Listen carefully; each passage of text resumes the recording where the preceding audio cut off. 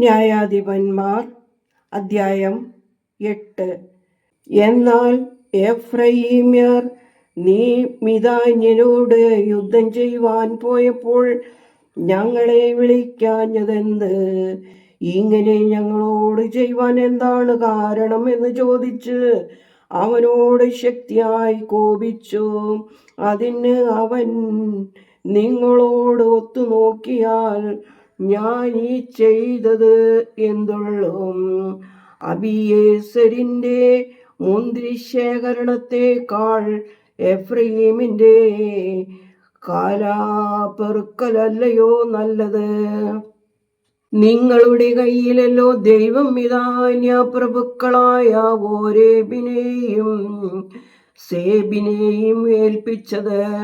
നിങ്ങളോട് താരതമ്യം ചെയ്താൽ എന്നെ കൊണ്ട് സാധിച്ചത് എന്തുള്ളൂ എന്ന് അവരോട് പറഞ്ഞു.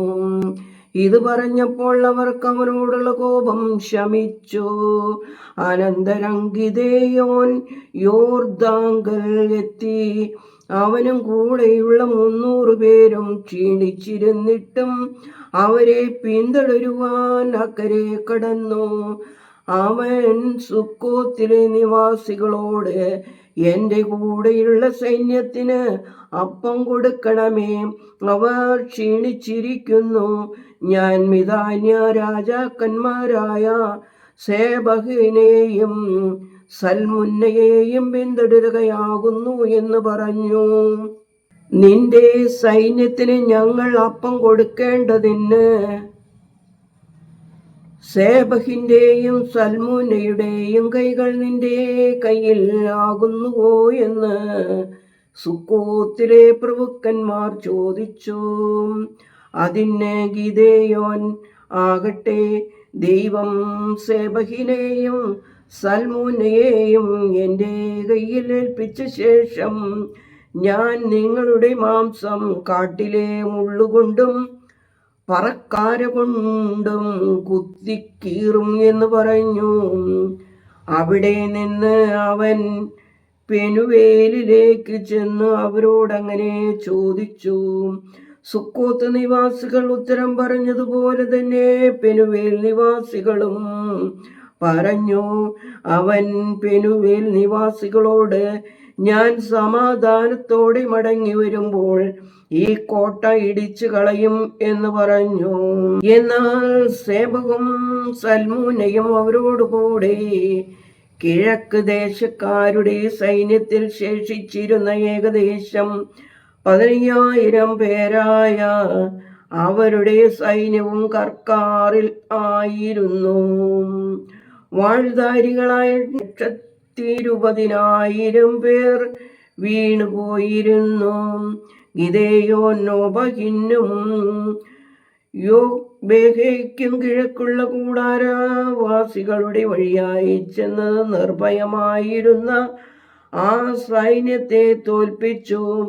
സേബഹും സൽമുന്നയും ഓടിപ്പോയി. അവൻ അവരെ പിന്തുടർന്നു. സേബഹ്, സൽമുന്ന എന്ന 2 മിദ്യാന്യ രാജാക്കന്മാരെയും പിടിച്ചു. സൈന്യത്തെയെല്ലാം ഭ്രമിപ്പിച്ചു, ചിതറിച്ചു.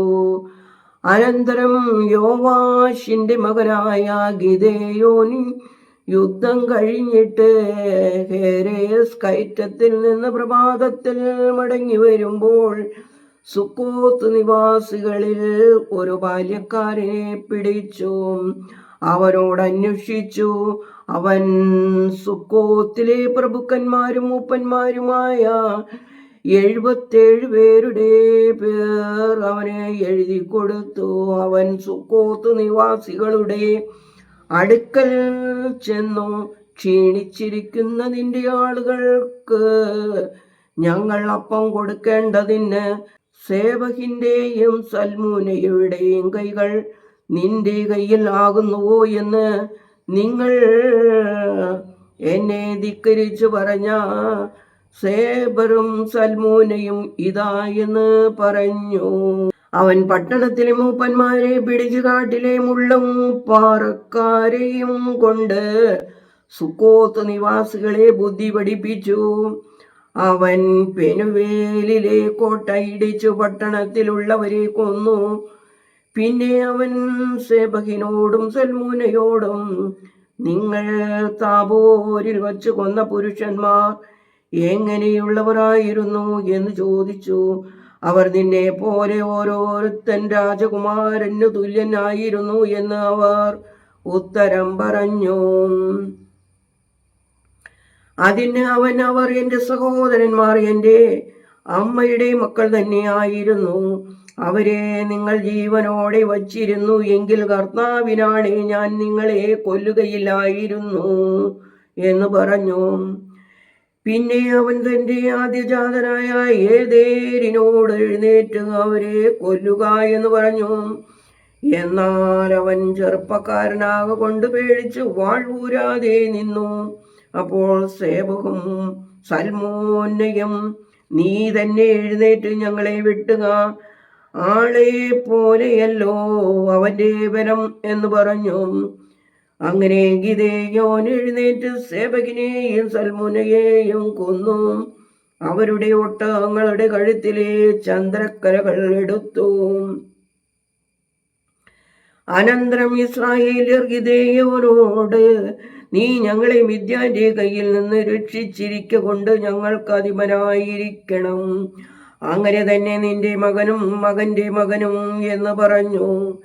ഗിദെയോൻ അവരോട്, ഞാൻ നിങ്ങൾക്ക് അധിപനാകയില്ല, എൻ്റെ മകനും ആകയില്ല, കർത്താവത്രേ നിങ്ങളുടെ രാജാവ് എന്ന് പറഞ്ഞു. പിന്നെ ഗിദെയോൻ അവരോട്, ഞാൻ നിങ്ങളോട് ഒന്ന് അപേക്ഷിക്കുന്നു, നിങ്ങൾ ഓരോരുത്തൻ കൊള്ളയിൽ കിട്ടിയ ആഭരണം എനിക്ക് തരണം എന്ന് പറഞ്ഞു.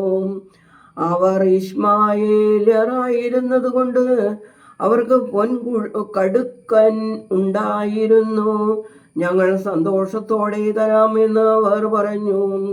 ഒരു വസ്ത്രം വിരിച്ച് ഓരോരുത്തന് കൊള്ളയിൽ കിട്ടി കടുക്കൻ അതിൽ ഇട്ടു. അവൻ ചോദിച്ചു വാങ്ങിയ കടുക്കന്റെ തൂക്കം 1700 ശേക്കൽ ആയിരുന്നു. ഇതല്ലാതെ ചന്ദ്രക്കലകളും കുണ്ടലങ്ങളും ഇതാന്യ രാജാക്കന്മാർ ധരിച്ചിരുന്ന രക്താംബരങ്ങളും അവരുടെ ഒട്ടകങ്ങളുടെ കഴുത്തിലെ മാലകളും ഉണ്ടായിരുന്നു. ഗിദെയോൻ അതുകൊണ്ട് ഒരു യഹൂദുണ്ടാക്കി തന്റെ പട്ടണമായ എഫ്രയീൽ പ്രതിഷ്ഠിച്ചു. ഇസ്രായേലെല്ലാം അതിന്റെ അടുക്കൽ ചെന്നു. അത് ഗിദെയോനും അവന്റെ കുടുംബത്തിനും ഒരു കെണിയായി തീർന്നു. എന്നാൽ മിദ്യാൻ തലപൊക്കാതെ വണ്ണം ഇസ്രായേലിയർക്ക് കീഴടങ്ങിപ്പോയി. ഗിദെയോന്റെ കാലത്ത് ദേശത്തിന് 40 സംവത്സരം സ്വസ്ഥതയുണ്ടായി. യോവാശിന്റെ മകനായ നെതൂബാൽ തന്റെ വീട്ടിൽ ചെന്ന് സുഖമായി പാർത്തു. ഗിദെയോന് വളരെ ഭാര്യമാരുണ്ടായിരുന്നത് കൊണ്ട് സ്വന്തം മക്കളായിട്ട് തന്നെ 70 പുത്രന്മാർ ഉണ്ടായിരുന്നു. ശെഖേമിലുള്ള അവന്റെ വെപ്പാട്ടിയും അവന് ഒരു മകനെ പ്രസവിച്ചു. അവന് അബിമേലേക്ക് എന്ന് അവൻ പേരിട്ടു. യോവാശിന്റെ മകനായ ഗിദെയോൻ നല്ല വാർദ്ധക്യത്തിൽ മരിച്ചു. അവനെ അബിയേസ്യർക്കുള്ള ഒഫ്രയിൽ അവന്റെ പിതാവായ യോവാശിന്റെ വയലിൽ അടക്കം ചെയ്തു. ഗിദെയോൻ മരിച്ച ശേഷം ഇസ്രായേൽക്കാർ വീണ്ടും വഴി പിഴച്ച് ബാൽ വിഗ്രഹങ്ങളുടെ അടുക്കൽ ചെന്നു.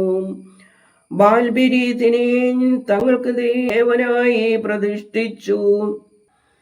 ഇസ്രായേൽക്കാർ ചുറ്റുമുള്ള സകല ശത്രുക്കളുടെയും കയ്യിൽ നിന്ന് തങ്ങളെ രക്ഷിച്ച തങ്ങളുടെ ദൈവമായ കർത്താവിനെ സ്മരിച്ചില്ല. ഗിദെയോൻ എന്ന നെതൂബാൽ ഇസ്രായേലിന് ചെയ്ത എല്ലാ നന്മയ്ക്കും തക്കവണ്ണം അവന്റെ കുടുംബത്തോട് അവൻ ദയ ചെയ്തതുമില്ല. ദൈവമേ, സ്തുതി നിനക്ക് യോഗ്യമാകുന്നു. പാർക്കുമോർ.